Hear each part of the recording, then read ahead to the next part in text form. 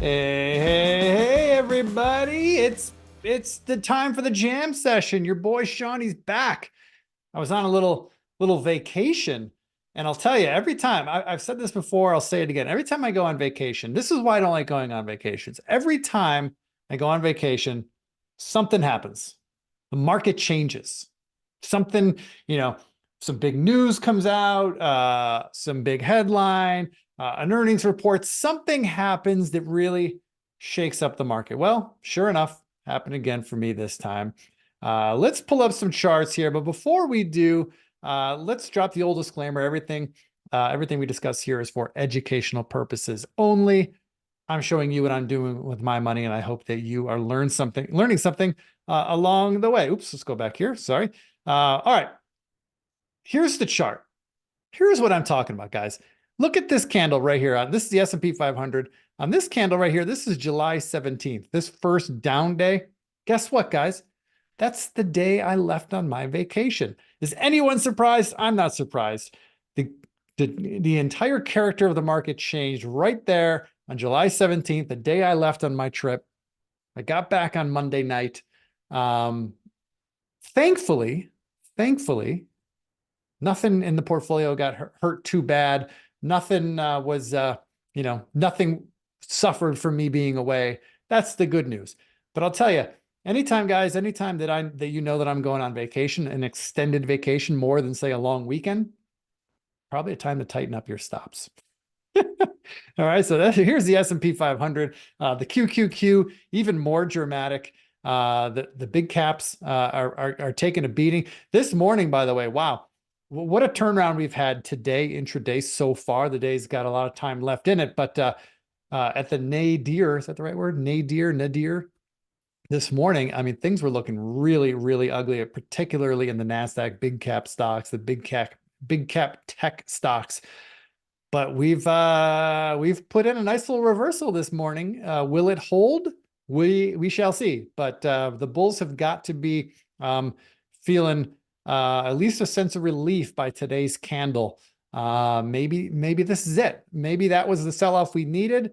Some smart people out there. My friend Joe Fahmy, shout out to Joe Fahmy. He called it about a month ago, saying that, hey, I think Joe Biden's going to drop out of the race, and when he does, that's going to give the market a good excuse to have a little well-needed, well-deserved 3 to 5% correction. Well, maybe we're seeing that right now.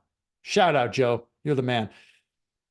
Okay, so let's do this. Let's talk about positions that new trades that we've gotten into since we last spoke. Now, we didn't do a jam session last week again because I was on vacation. So we only have 3 trades to talk about that are new since we last did a show. But let's talk about this Viking Therapeutics. I mean, it's going to feel like I'm cherry picking this one, but we got into this one on the Monday before I left. I believe it was Monday. Is that the 12th, the 11th? What was that date? 15th? 15th, right there. On Monday the 15th, me and Straza did a flow show. If you guys watched the flow show, you saw us talk about this trade. We liked this trade. We liked the setup. We liked the sector that it's in.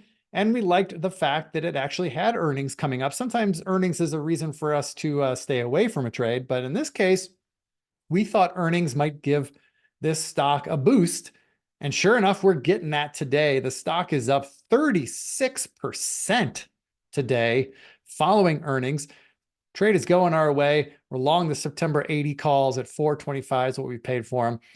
I hope we're just getting started here, but this was a trade we got into last Monday. Now, these next 2 trades are trades. If you want the details on them, you can find them on the blog at allstarcharts.com. Just go to allstarcharts.com, go to the members section, go to the options section. You'll find detailed trade plans for all these new trades. We'll just talk right here. XLK, we got a delta neutral trade on here in XLK. This is the technology sector fund. And then quickly, Berkshire Hathaway. We put this trade on yesterday, a bullish trade in Berkshire Hathaway. Off to a good start. Actually, this data here is old data from an old trade. We got into a new trade here yesterday. In fact, I will even put the circle on right now. I should have had this done yesterday. Apologize. Color that blue or purple. That's what I like to color these entries. There it is. That's the color. All right, so that's where we got in there on Berkshire Hathaway.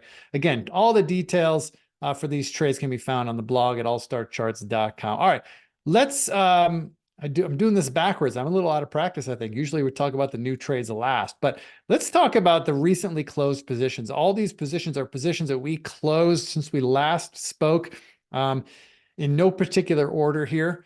And a couple of these, man, feel like we got whipsawed out. Top of the list here, Square. We were long September 55 puts. We got into middle of June. We got stopped out during this run up, according to our plan. That was the plan that we had getting in. And boy, the day after we got out, had one more up day, but then it's been nothing but down ever since, right back to where we started. So yeah, maybe we got shaken out of this one too soon. That happens, but hey, got to stick to the plan. As I say often, and I'll repeat again here, the mindset that I have now as a trader, I've kind of come around to this over the last couple of years just by analyzing my own data, right? Analyzing my trades and my history and what has happened. I have found that the majority of my biggest winners were trades that started working almost immediately and never really took any heat.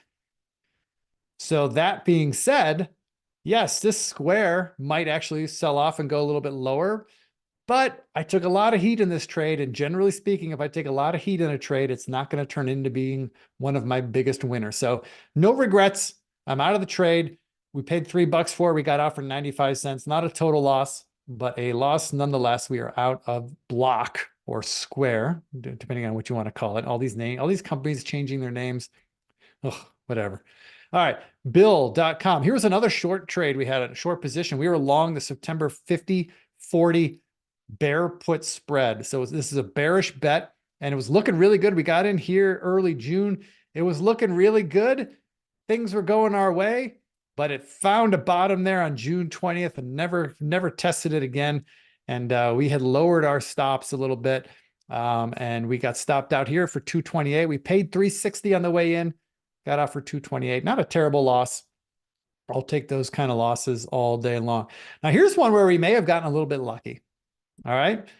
At least I may have gotten a little bit lucky. And I told everybody in our chat room that I was getting out of the trade.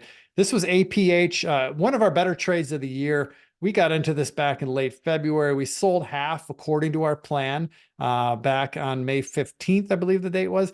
We sold half of our position for $687 effectively. There was a stock split in here, so it kind of messes up the numbers. But we paid 80 cents for these calls. We sold half of them at 687. That's great. And then right here, we were coming into expiration week. Last Friday was expiration day. Well, remember, I was leaving on vacation, so I wasn't going to be here on expiration day. So I closed my trade a little bit early. I closed it right here on the 15th. On the 16th. And boy, sometimes it's better to be lucky than good. In this case, I got out on the 16th. That was the last day before this big sell-off.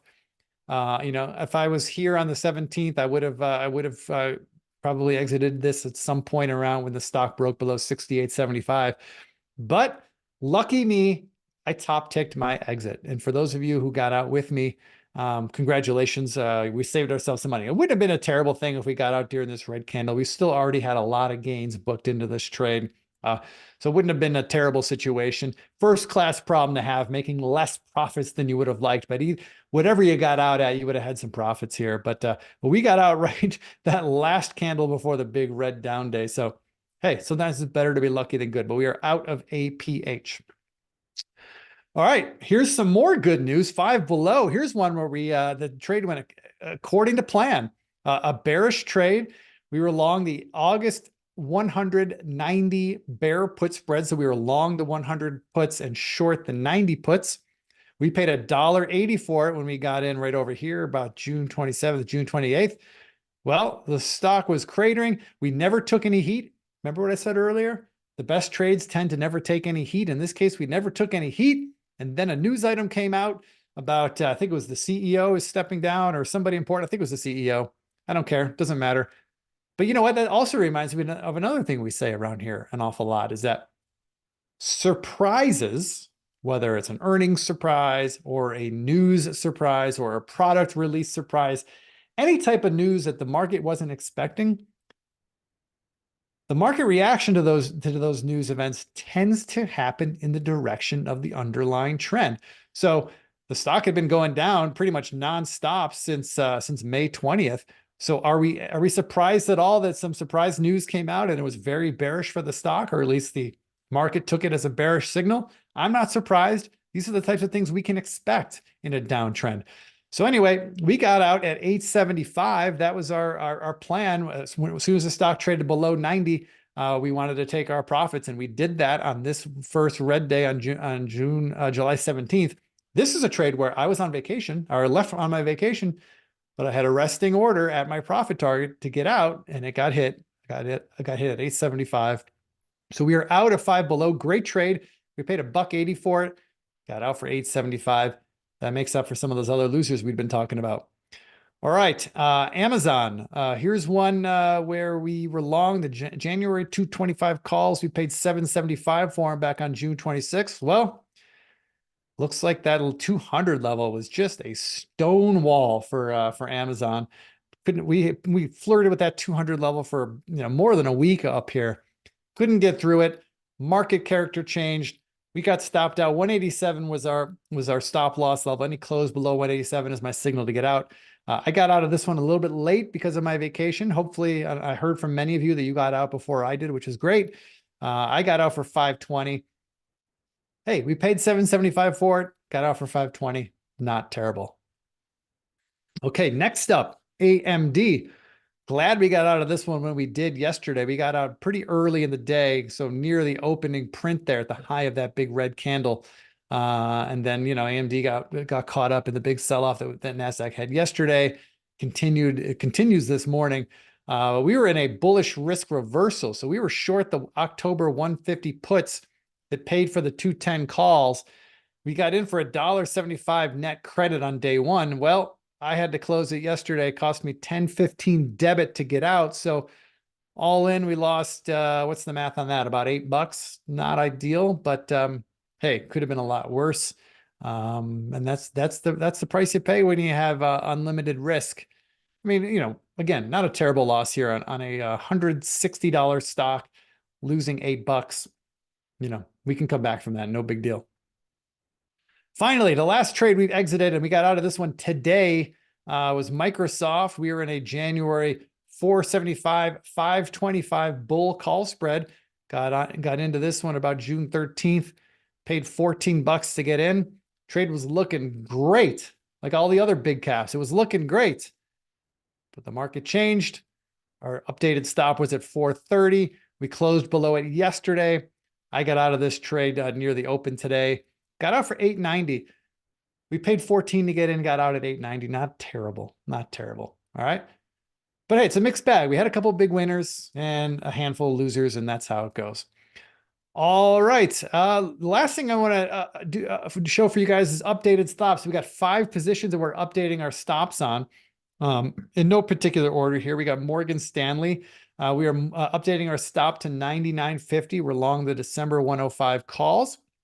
99.50 is our new level. Any close below 99.50 gets me out of Morgan Stanley. Bank of America, another bank. We're long to December 45 calls. This trade was working great. It's pulling back on us right now, but that looks like a pretty healthy pullback to me.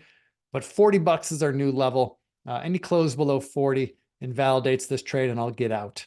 Next up is Reddit. Now, here's an interesting one with Reddit. Before today's trading action, I adjusted the stop up to 63 for 2 reasons. Number one, the rising 50-day moving average is coming right up around 63, and that's where we closed yesterday. Now, I'm liking this candle here in Reddit. Now, obviously, right now it's below my stop loss level, but you guys know, if you've been following me for a long time, it's the closing price that matters. If the stock closes below 63 today, that's my signal to exit the trade near the open tomorrow. And right now I'm feeling pretty good, especially if this market continues rallying the way it is right now. I feel pretty good about Reddit coming back up and holding or closing above 63. And that would be very bullish, I think, at least in the short term. But Reddit is on notice. We're keeping an eye on this one. If it closes below 63 today, we'll likely get out tomorrow. WPM, that's Wheaton Precious Metals. stop. This trade was one of those trades that started working immediately. We never took any heat. I mean, we're coming back right now, but we're coming back on open profits, so I don't feel that terrible about it. We got in right here on July 8th, my birthday. Hey, happy birthday to me. I'm raising my stop now to 56, which corresponds with the rising 50-day moving average. It also corresponds with the level from which it broke out, where we got in. But we're in a call calendar spread here. So we're short the September 65 calls and long the January 65 calls. We paid $1.65 for it. But 56 is the level. Any close below 56, I'm out of the entire trade. And finally, Wolf, TeraWulf, WULF. This was a trade we got into back on July 13th. And other than one little weird candle here, this thing has been going pretty well for us. It's volatile, no surprise. It's a Bitcoin miner. When we initially put the trade on, we did not issue a stop loss level. It was kind of a all or nothing. But now I am placing a stop at 4. If we get below $4 on this trade, then I think the trade is dead for us, and I'll look to sell my spread for whatever I can get for. We paid 35 cents to get in, so might not get a whole lot, but getting something back is better than getting nothing back. So that's where we are with Wolf. That's where we are with all of our updated stops. Let me pull up the updated stop screen for those of you who like to have this. Pause the video if you need to, take a screenshot. These are all the updated stops. I'm glad to be back in the saddle with you guys, everybody. But hey, if you have any questions about anything we talked about here, if you want to get caught up, shoot me an email, info@allstarcharts.com. Also, if you like the charts I've been sharing, check out TrendSpider.com. My friends over at TrendSpider, and they're hooking all of us up. If you guys are interested in using their product, if you use promo code Sean50, you'll get 50% off their subscription plans. Pretty cool. If you like the charts I'm using, if you want to look like my charts, you should check out TrendSpider.com. I'm loving it. I've been using it now for about 6 months. Great platform. All right, folks, that's all I got for you. Have a great rest of your trading week. Have a great weekend. Let's hope this market found a bottom, and let's resume that bull market. The bull market was pretty fun. I'd like to get back to that. All right, everybody. Take care. See you next time.